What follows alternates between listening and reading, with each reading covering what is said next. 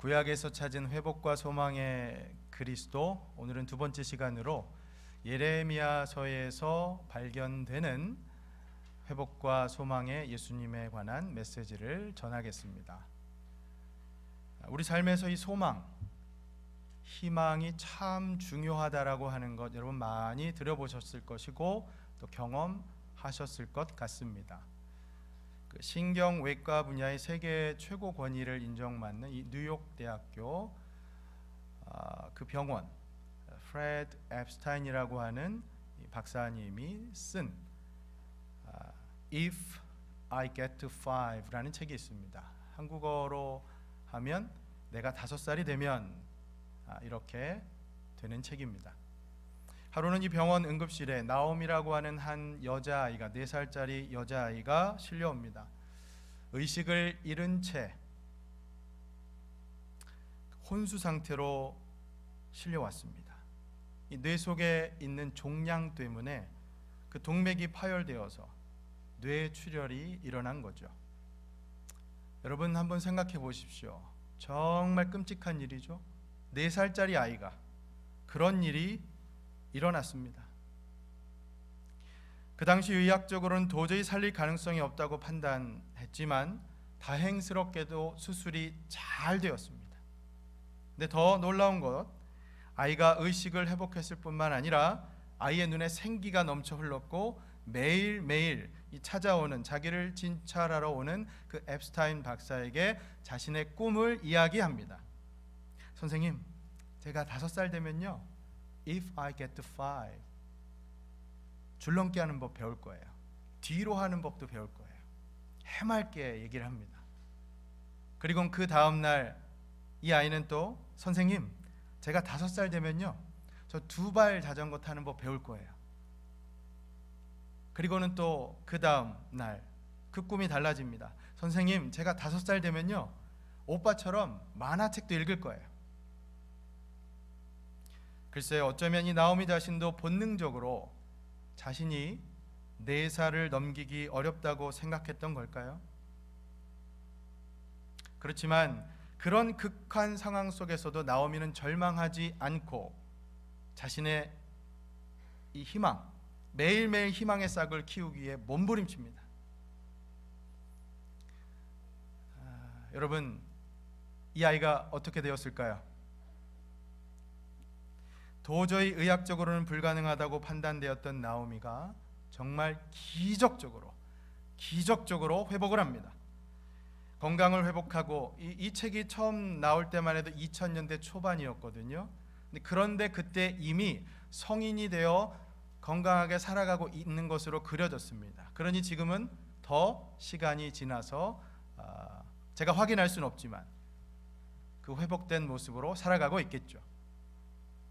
여러분, 이 스토리는 희망이 있는 삶, 소망을 갖고 살아가는 삶이 얼마나 중요한 것을 보여주는 예화입니다. 그렇지 않습니까, 여러분? 우리도 살다 보면 정말 이런저런 환난과 고통의 바람이 불 때가 많습니다. 그런데 그때 소망을 가진 사람은 삶에 대한 의지가 불타오릅니다. 그리고 그때 우리가 소망해야 하는 것은, 우리가 붙들어야 하는 존재는 우리를 치료하시고 우리를 하나님께로 인도하실 예수 그리스도이십니다. 하물며 아무도 살 수 없다고 여겼던 그 4살짜리 아이도 삶에 대한 내가 5살이 되면 이라고 하는 그 희망을 갖고 살아갔을 때 회복했던 것처럼, 사랑하는 여러분, 우리의 회복은 더 밝지 않습니까? 우리는 더 희망적이지 않습니까? 왜냐하면 우리에게는 생명의 근원 되시고 회복의 원천 되시는 예수 그리스도가 우리의 소망이 되시기 때문입니다. 여러분, 회복을 바라는 자들이 주의해야 할 것이 뭐냐면 섣부른 회복은 금물입니다. 섣부른, 이 회복을 위한 섣부른 희망에 사로잡히면 오히려 더 깊은 절망에 추락할 수가 있습니다. 아무 끈이나 잡으면 내가 회복할 것이라고 살아가는 사람은 오히려 그 끊어지는 위험을 감수해야 할 수가 있다라는 것입니다. 그러니 여러분, 진정한 회복은 오직 예수 그리스도를 통해서만 가능한 줄로 믿으시기를 바랍니다. 우리의 상처를 치료하시고 우리를 하늘아버지께로 인도하시는 예수님, 그렇게 예수님께서 우리를 위로하시고 회복시켜 주시고 치유해 주시는 우리의 소망이 되시는 줄을 믿고 살아가시기를 예수님의 이름으로 간절히 축원합니다. 아멘. 자, 오늘도 이 메시지를 예레미야서를 통해서 우리가 확인해 보려고 합니다. 여러분, 예레미야 선지자는 잘 아시는 것처럼 눈물의 선지자이지요. 남유다가 멸망하는 시기에 활약했던 하나님의 선지자입니다. 흥미롭게도 이 멸망, 나라가 망하는 시대에 이 예언을 담고 있는 예레미야서를 보면 30장과 31장, 좀 더 넓게는 33장까지를 위로의 책이라고 부르게 됩니다. 왜냐하면 심판과 멸망의 예언이 주어진 그 후에 하나님께서 주실 회복을 담고 있기 때문입니다. 여러분, 오늘 본문이 바로 이 부분에 해당하는 말씀입니다. 예레미야서 30장. 자, 본문으로 들어가서 그렇다면 그 회복이 어떤 회복인지를 하나씩 살펴보겠습니다. 크게 두 가지로 구분해서 보겠는데요. 첫째, 하나님의 회복은 상처를 치유하시는 회복입니다. 여호와 라파의 하나님께서 아픔과 상처를 싸매어 주시고 만져 주시고 덮어 주시고 치유해 주시고 회복시켜 주신다는 겁니다. 자, 여러분, 12절과 13절 말씀을 다시 한번 같이 읽습니다. 시작. 여호와께서 이와 같이 말씀하시니라. 내 상처는 고칠 수 없고 내 부상은 중하도다. 내 송사를 처리할 재판관이 없고 내 상처에는 약도 없고 처방도 없도다. 여러분, 만신창이라는 말 들어보셨죠? 만신창이 어떤 뜻입니까? 온몸이 상처투성이라는 말입니다. 여기 지금 유다가 그런 만신창이 같습니다. 12절 13절 보면 없다, 없다, 없다, 없다 계속해서 반복합니다. 쉽게 말하면 방법이 없다는 겁니다. 상처도 고칠 수 없고 소송을 당했는데 나를 보호해줄 재판관도 변호사도 없고 약도 없고 처방도 없습니다. 도무지 방법이 없다는 거예요. 그렇다면 이 상처가 치유될 수 있을까요? 여러분, 우리 청년들도 마찬가지겠지만 혹시 올 한 해를 돌아보면서 여러분들 모습이 이런 모습으로 느껴지시는 분 없으십니까? 상처와 고통의 흔적만 남은 채, 마음팍은 정말 갈기갈기 찢겨진 채 그렇게 만신창이로 느껴지시는 분 없으십니까?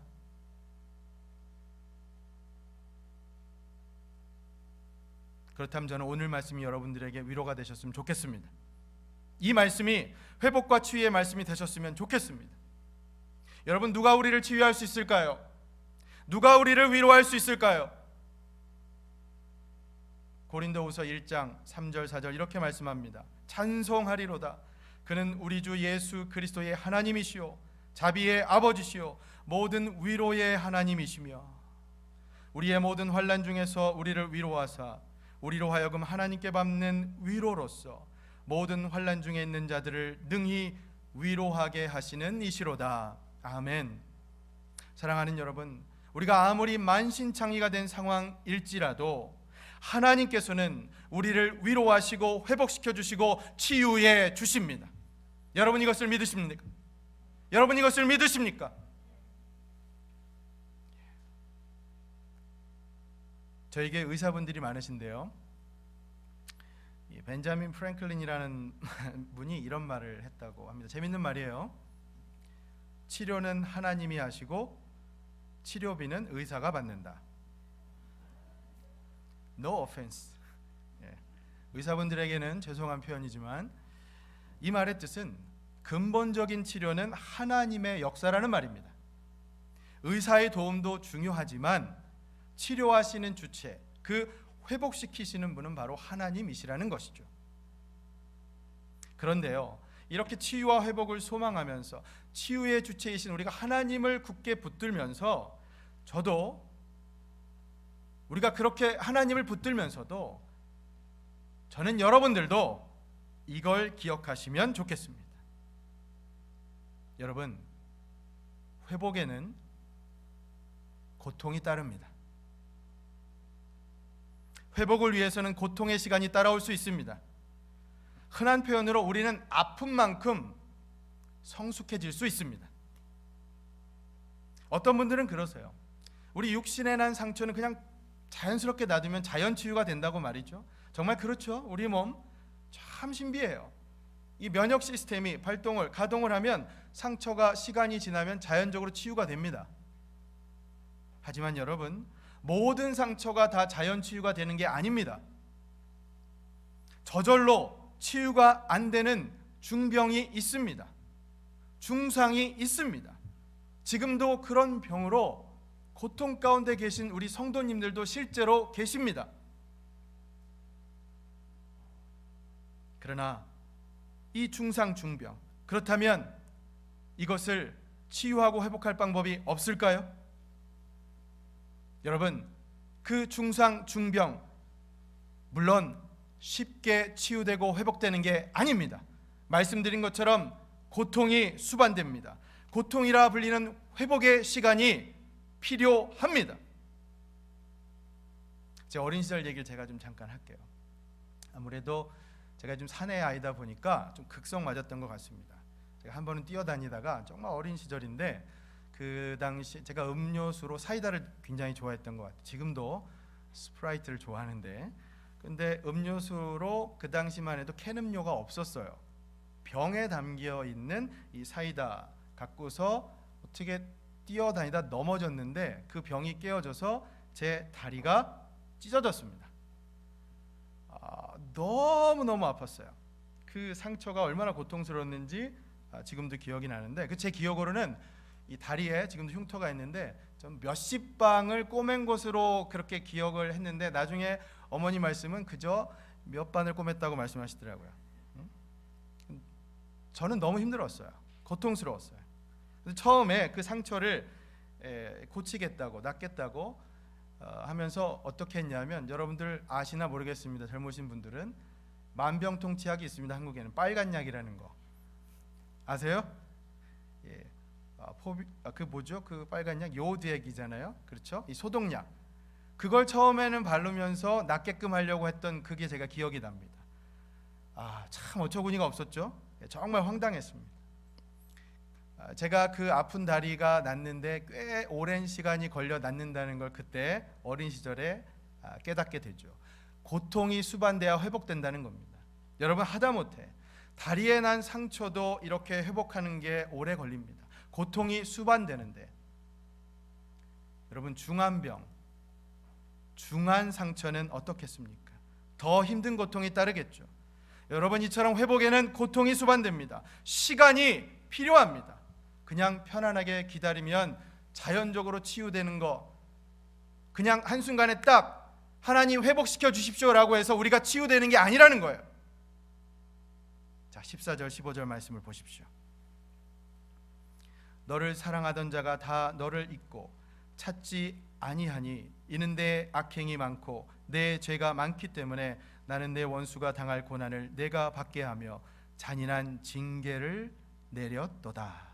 15절 같이 있습니다. 너는 어찌하여 내 상처 때문에 부르짖느냐? 내 고통이 심하도다. 내 악행이 많고 내 죄가 허다함으로 내가 이 일을 너에게 행하였느니라. 아멘. 15절 보세요. 너는 어찌하여 내 상처 때문에 부르짖느냐? 내 고통이 심하도다. 여러분, 이 말씀은 치유와 회복을 위해서는 고통이 따른다는 뜻입니다. 여러분, 회복을 원하십니까? 고통이 따릅니다. 그런가 하면 15절 끄트머리를 잘 보십시오. 뭐라고 써 있습니까? 내가 이 일을 너에게 행하였느니라. 내가 이 일을 너에게 행하였느니라. 여러분, 이 말씀은 하나님께서 하셨다는 뜻입니다. 고통도 하나님께서 주셨다는 뜻입니다. 그러니 여러분, 예레미야 때나 지금이나 하나님께서 여전히 이 땅에 일어나는 모든 일들을 주관하고 계심을 우리가 믿을 때 오늘 이 말씀을 통해 우리가 확신할 수 있는 것이 무엇입니까? 하나님께서는 이 코로나 시대에 우리에게 상처와 고통을 겪게 하실 수 있지만, 그럴 수 있지만, 하지만 다시금 반드시 꼭 우리를 회복시켜 주실 줄로 믿습니다. 왜냐하면 우리 하나님은 회복의 하나님이시기 때문입니다. 우리 하나님은 치유의 하나님, 위로의 하나님이 되시기 때문입니다. 여러분, 여기 이 말씀이 바로 그 말씀이에요. 회복을 우리에게 약속하시면서 이 고통을 인내하라라고 하는 말씀이에요. 자, 그러니 우리가 회복을 기대하는 마음으로 여러분 17절 말씀을 보십시오. 기대하고 소망하는 그 기쁜 마음으로 17절을 같이 한번 읽습니다. 시작. 여호와의 말씀이니라. 그들이 쫓겨난 자라 하매 시온을 찾는 자가 없은즉 내가 너의 상처로부터 새살이 돋아나게 하여 너를 고쳐주리라. 여러분, 이게 히브리어로 보면 라파입니다. 여호와 라파, 고쳐주신 하나님, 치유하신 하나님이 바로 여기에 적혀있는 말씀입니다. 사랑하는 여러분, 이 회복의 말씀 붙드시기를 바랍니다. 상처로부터 새살이 돋아 고쳐주시겠다고 하는 이 말씀, 치유해 주시겠다고는 하나님의 이 회복의 말씀 굳게 붙드시고 올 한 해 마무리, 그리고 새해의 계획 더욱 희망차게, 더욱 영적으로 튼실하게 그렇게 준비하실 수 있기를 예수님의 이름으로 간절히 축원합니다. 하나님께서 우리에게 회복을 약속하셨습니다. 자, 둘째, 하나님의 회복은 또 어떤 회복인가? 우리의 상처를 회복시켜 주시는 것뿐만 아니라 예수님을 통해 주시는 회복, 그것을 주십니다. 자, 이번에는 21절을 함께 읽습니다. 시작. 그 영도자는 그들 중에서 나올 것이요 그 통치자도 그들 중에서 나오리라. 내가 그를 가까이 오게 하리니 그가 내게 가까이 오리라. 참으로 담대한 마음으로 내게 가까이 올 자가 누구냐? 여호와의 말씀이니라. 22절. 너희는 내 백성이 되겠고 나는 너희들의 하나님이 되리라. 아멘. 여기 21절 보면 통치자라는 말도 나오고 영도자라는 말도 나오죠. 영도자는 히브리어로 압디라고 하는데 이게 단수로 사용되면 이게 하나님을 뜻할 때 쓰는 말입니다. 신성을 뜻하는 거예요. 근데 주목할 것은 그 영도자, 신성을 가진 영도자의 역할이 여기 보면 왕으로서 통치하는 역할뿐만이 아니라 제사장으로서 하나님 앞에 자신의 백성들을 인도해가는 역할까지 감당한다는 겁니다. 여러분 21절 중반부터 보세요. 내가 그를 가까이 오게 하리니 그가 내게 가까이 오리라. 여러분, 하나님께 가까이 가는 역할, 이게 바로 제사장 역할입니다. 제사장은 하나님과 사람 사이의 중보자 아닙니까?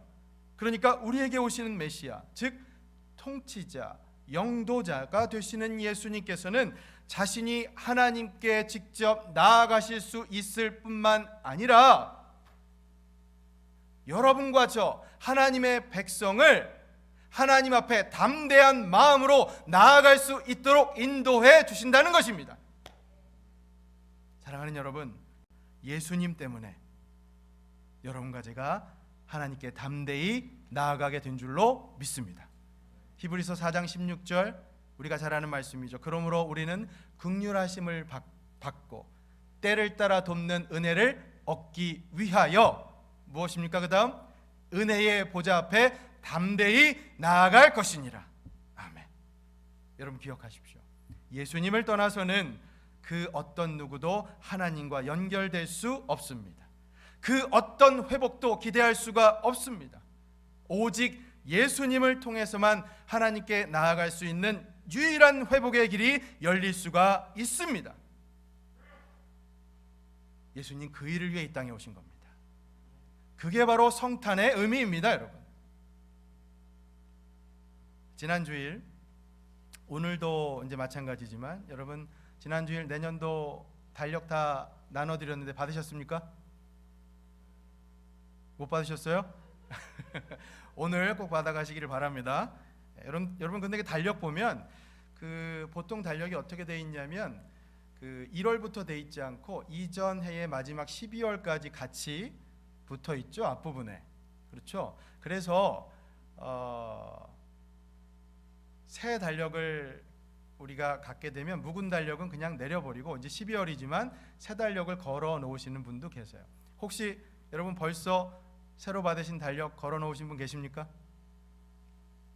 저는 새 달력 걸었습니다. 왜냐하면 저는 솔직히 올해 이 지난 시간보다는 다가올 시간을 더 지금 기대하고 있기 때문입니다. 여러분, 지난 시간은 되돌릴 수 없습니다. 그렇죠? 2021년 우리에게 다시 돌아오지 않습니다. 철진한 달력 걸어놓는다 하더라도 지난 시간은 되돌릴 수 없습니다. 그러나 이것을 잊지 마십시오. 그 어떤 순간에도, 지난 시간이든 앞으로 다가올 시간이든 그 어떤 순간에도 하나님께서 우리를 저버리고 포기하신 때는 한순간도 없습니다. 믿습니까? 왜냐하면 그 고통의 순간에도 하나님께서는 예수님을 통해서 늘 우리에게 회복의 문을 열어두시고 계시기 때문입니다. 예수님을 통해서요. 여러분, 올 한 해 돌아보시면서 혹시 마음이 너무나 아파서 눈물로 밤 지새워 보신 적 있으십니까?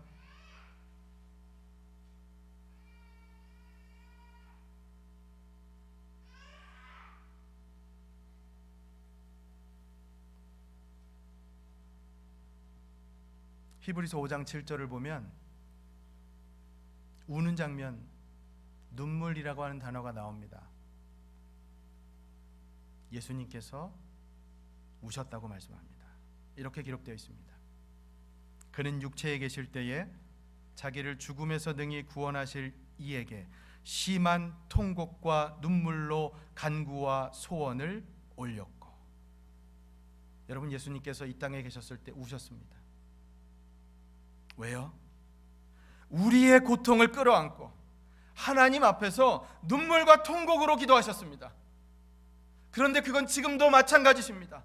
경제적 가난, 코로나로 인한 이 심리적인 우울증, 이 갑갑한 세태에 짓눌리고 상처받은 우리를 위해서 예수님께서는 지금도 저 하늘 보좌 위에서 우리를 위해 눈물로 간구하고 계십니다. 그래서 그렇기 때문에 그 예수님 때문에 여러분과 제가 하나님 앞에 담대하게 나아가게 된 줄로 믿습니다. 여러분, 여기 21절 말씀이 바로 그 말씀이에요. 영도자, 통치자, 제사장 되시는 그 예수님, 그 예수님께서 우리를 하나님께로 가까이 나아갈 수 있도록 도와주신다는 겁니다. 얼마나 은혜가 되는 말씀입니까, 여러분? 그 예수님 붙드셔야 합니다, 여러분. 그 회복을 기대하면서 기쁜 마음으로요, 이제는 예수님을 통한 회복의 은총이 어떤 것인지 하나하나 말씀을 읽어가면서 우리가 살펴보겠습니다. 여러분, 소망하고 기대하는 마음으로 18절부터 같이 한번 읽습니다. 18절 시작. 여호와께서 말씀하시니라, 보라, 내가 야곱 장막의 포로들을 돌아오게 할 것이고 그 거처들의 사랑을 베풀 것이라. 성읍은 그 폐허가 된 언덕 위에 건축될 것이요 그 보루는 규정에 따라 사람이 살게 되리라. 아멘. 빼앗긴 들에도 봄은 오고 버려진 섬마다 꽃이 핀다. 여러분, 이 표현 들어보셨습니까? 멋있는 표현입니다. 어쩌면 우리 청년들은 잘 모르실 수도 있어요. 빼앗긴 들에도 봄은 오는가, 일제 강점기 그 식민 통치에서 나라 잃은 슬픔, 희망을 잃지 말자고 하는 그 뜻을 담고 시인 이상화님께서 쓴 그 시 제목입니다. 버려진 섬에도 꽃이 피었다. 소설가 김훈님의 칼의 노래라고 하는 그 장편 소설 첫 문장입니다. 여러분 28절 말씀을 보십시오. 빼앗긴 들에도 봄은 오고 버려진 섬에도 꽃이 핀다. 이 표현처럼 하나님께서는 이스라엘을 회복시켜 주신다고 약속하십니다. 그 폐허가 된 상황에서도 다시 봄은 옵니다. 그 버려진 섬 가운데도 다시 꽃은 핍니다. 포로들을 돌아오게 할 것이고 성읍을 다시 건축해 하실 것이고, 그런가 하면 이제 그 성 안에서 사람들이 살게 하신다고 약속하십니다. 사랑하는 여러분, 이 약속은 이스라엘에게만 주어진 약속이 아닙니다. 이 회복은 우리에게도 동일하게 주신 약속입니다. 하나님께서 우리를 그렇게 회복시켜 주신다는 약속의 말씀입니다. 할렐루야. 자, 기쁜 마음으로 이번엔 19절 계속해서요 한번 읽습니다. 시작. 그들에게서 감사하는 소리가 나오고 즐거워하는 자들의 소리가 나오리라. 내가 그들을 번성하게 하리니 그들의 수가 줄어들지 아니하겠고 내가 그들을 존귀하게 하리니 그들은 비천하여지지 아니하리라. 20절. 그의 자손은 예전과 같겠고 그 회중은 내 앞에 굳게 설 것이며 그를 압박하는 모든 사람은 내가 다 벌하리라. 아멘. 여러분 혹시 춤 잘 추십니까? 마지막으로 춤춰보신 게 언제입니까? 여러분, 우리가 춤을 춘다고 하면 보통 어떨 때 춤추죠? 기쁠 때, 기분 좋을 때 보통 춤을 추죠. 물론 슬플 때도 추긴 하겠지만. 여러분, 제가 왜 춤에 관한 질문을 드렸냐면요, 우리가 기쁘면 여러분 진짜 덩실덩실 춤을 춘다고 하는 말처럼 자연스럽게 춤이 나옵니다. 제가 왜 이 말씀을 드렸냐면, 실은 예레미야서에 담긴 이 회복의 메시지를 묵상하면서 제 책꽂이에 꽂힌 월터 브루그만이라는 분이 쓴 다시 춤추기 시작할 때까지라는 책, 자연스럽게 손이 가게 됐습니다. 이 월터 브루그만이라고 하는 분이 누구냐면 구약 성경신학의 대가입니다. 최고의 권위자 중 한 분이에요. 다시 춤추기 시작할 때까지라는 책은 작년, 그러니까 코로나 초창기 때 나온 책입니다. 그럼 왜 제목이 다시 춤추기 시작할 때냐? 이 책 내용을 보면 코로나 시대를 살아가면서 우리가 잃어가는 것 가운데 졸업식도 못하고 결혼식도 취소되는 상황을 우리가 맞게 된다고 얘기를 합니다. 물론 지금은 아니지만 초창기 때만 해도 여러분 코로나가 창궐했을 때 우리가 그런 경험들을 많이 했지 않습니까? 그렇죠? 그런데 놀랍게도 이 예레미야서 안에도 그렇게 결혼식이 취소가 되는 그 말씀이 3번이나 기록되어 있어요.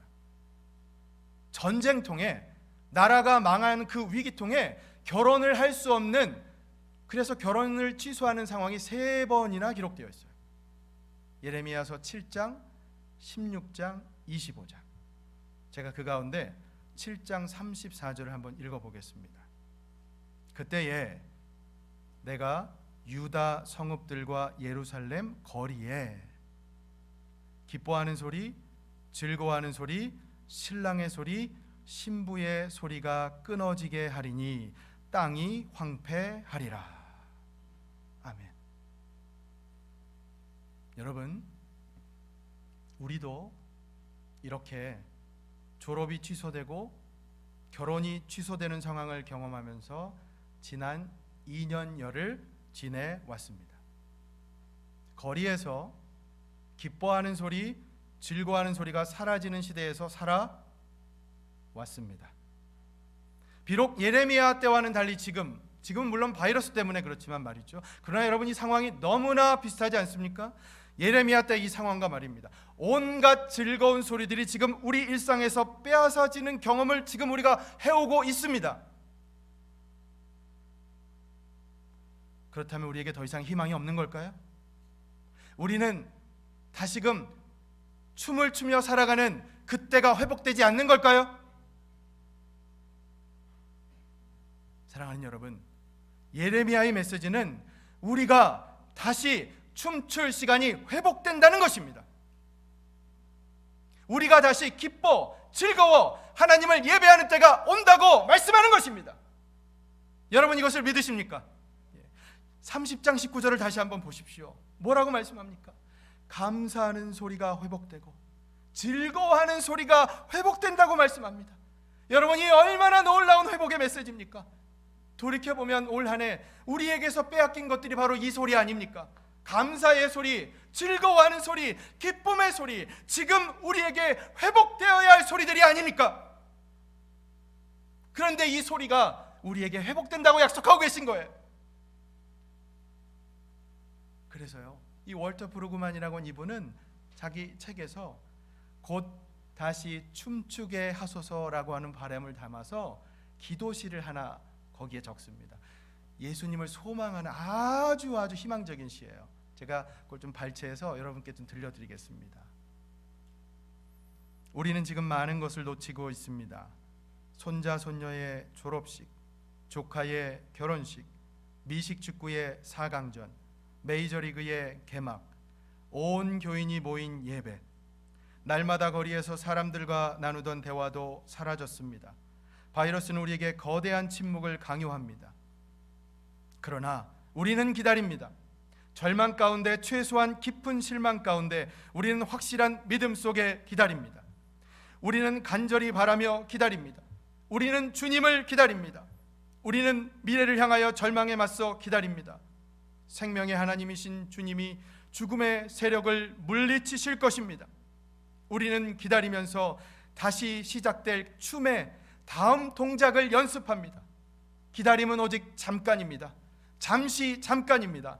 우리는 주님이 침묵을 이기실 것을 압니다. 그 침묵은 어둠에 불과하기에 생명의 주님이 이기실 것입니다. 아멘. 사랑하는 여러분, 우리는 지금 분명 졸업식이 취소되고 결혼식이 취소되는 시대, 감사와 기쁨의 소리가 상실되는 시대에 살아가고 있습니다. 하지만 이 예레미야서를 통해서 우리에게 주시는 소망의 메시지를 보십시오. 감사와 즐거움의 소리가 우리 주변에서 흘러넘친다고 하는 것, 여러분, 춤을 추게 한다는 것, 이것이 바로 저는 예배의 회복이라고 생각합니다. 마치 다윗이 그 언약궤가 예루살렘에 들어갈 때 자신의 옷이 벗겨지는 것도 모르고 춤을 추었던 것처럼, 그렇게 우리도 이 주일만이 아니라 우리 삶 속에서 매일매일 하나님을 찬양하고 예배하는 그 기쁨의 소리가 다시금 회복된다고 하는 것이 바로 이 예레미야서를 통해서 우리에게 약속한 말씀이라고 하는 겁니다. 그렇습니다. 감사와 기쁨으로 하나님을 찬양하고 예배하는 회복이 우리에게 회복될 것이라고 예레미야는 우리에게 들려주고 있습니다. 여러분, 올 한 해 돌아보면 어떤 소리들을 많이 내신 것 같습니까, 여러분? 불평불만, 걱정, 근심, 슬픔과 고통의 소리? 그렇다면 이제부터 저는 여러분들께서 이 예레미야의 메시지처럼 감사와 기쁨의 소리, 찬양과 예배의 소리가 터져 나올 수 있기를 진심으로 축복합니다. 기뻐 춤추며 하나님을 찬양하고 예배하는 것이 우리 삶 가운데 다시 회복될 수 있기를 예수님의 이름으로 간절히 축원합니다. 아멘. 예레미야는 바로 우리에게 그것을 말씀하고 있는 것입니다. 자, 그런 의미에서 말씀을 정리하면서 이것을 다시 한번 꼭 강조하고 싶습니다. 지난주 우리 이사야서의 말씀을 통해서 우리가 회복을 소망한다면 어떤 물질의 회복이나 건강의 회복 같은 그런 외면적인 회복만을 우리가 소망할 것이 아니라 우리 내면의 회복, 하나님과의 관계의 회복, 신앙의 회복이 더 중요한 회복이라고 강조했습니다. 여러분, 예레미야서에서도 마찬가지입니다. 예수님께서 영도자, 통치자, 그리고 제사장이 되어서 우리에게 오아 주셨다고 하는 것, 이 회복의 메시지. 그래서 그 예수님을 통해서 우리의 신앙이 회복된 우리도 이제 예수님처럼 왕 같은 제사장으로 살아가야 한다라는 말씀입니다. 여러분, 그것이 회복되어야 한다라는 말씀이에요. 베드로전서 2장 9절 말씀, 유명한 말씀이죠. 뭡니까? 그러나 너희는 택하신 족속이요, 왕 같은 제사장들이요, 거룩한 나라요, 그의 소유가 된 백성이니 이는 너희를 어두운 데서 불러내어서 그의 아름다운 빛에 들어가게 하신 이의 덕을 선포하게 하려 하십니다. 아멘. 여러분, 예수님께서 그러셨듯이 말입니다. 우리도 왕같은 제사장 역할을 하며 살아가야 합니다. 여러분, 왕처럼 군림한다는 말씀이 아니라 이 땅의 수많은 영혼들이 하나님 앞에 나아올 수 있도록 여러분 그렇게 사셔야 합니다. 이 성탄의 시즌에 예수님의 아름다운 이름을 선포하며 사셔야 합니다. 그렇게 왕같은 제사장으로 여러분 살아가셔야 합니다. 여러분, 예수 믿고 구원받은 게 우리 신앙의 전부가 되어서는 안 됩니다. 내가 먼저 하나님을 예배하는 자로 회복되었다면 이제는 다른 영혼들을 하나님 앞에 이끄는 자로, 그렇게 예수님의 아름다운 이름을 선포하는 자로 살아가실 수 있기를 주님의 이름으로 축원합니다. 여러분, 이것이 진정한 회복이요 소망입니다. 저는 부디 여러분 모두가 그런 성탄절 맞이하시길 바랍니다.